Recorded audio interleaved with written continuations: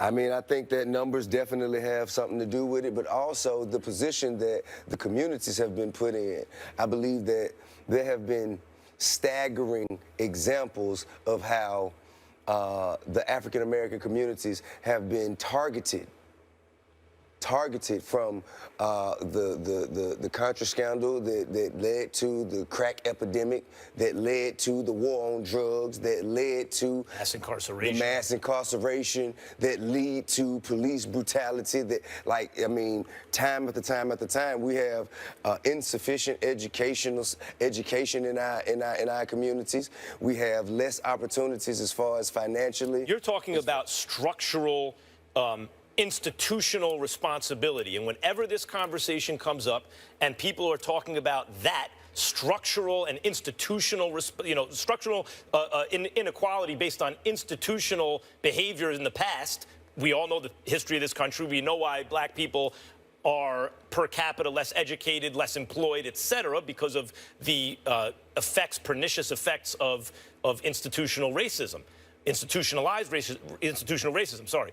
So whenever that conversation is brought up, you always hear voices talking about personal responsibility, and it's not that that's illegitimate, but that's not the conversation it seems that you're having. You're talking about institutional issues. I do truly believe in personal responsibility, but when one takes personal responsibility and continues to have doors shut in their face and the goal line move whenever they think that, okay, well, this is what I have to do to take personal responsibility for myself, and this is what I have to do to institute change in my life, and they do that, and then the goalposts move. Right. And then the doors are shut. And then all of a sudden, now you have to deal with a police officer who's asking you why you're walking home from a job interview that you just got rejected from, and now you're supposed to handle yourself like a model citizen. Like, I don't understand how personal responsibility can come up when that is being taken and when accountability is being accepted, and there's still no progress made in generations.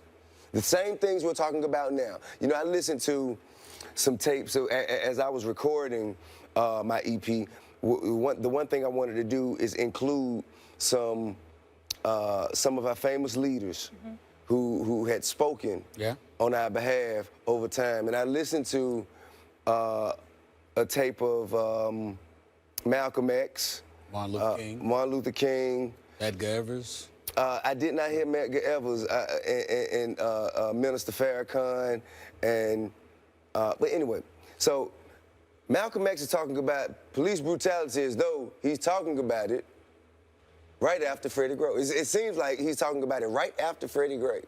Like, the things that he's talking about still happen. It's still happening.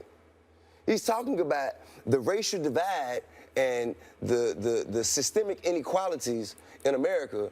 He's talking about it as though he's living right here today. Decades later, it's the same reality. The crazy thing is it actually has likely gotten much better. Now think about how bad it must have been if it's still like this now. In some respects. Or now we're just seeing it with camera phones and things like that. Right, right, we're more aware of it now. We're more aware of it. Guys, I'm sorry to cut you off. We do have to take a quick break, but I appreciate you continuing.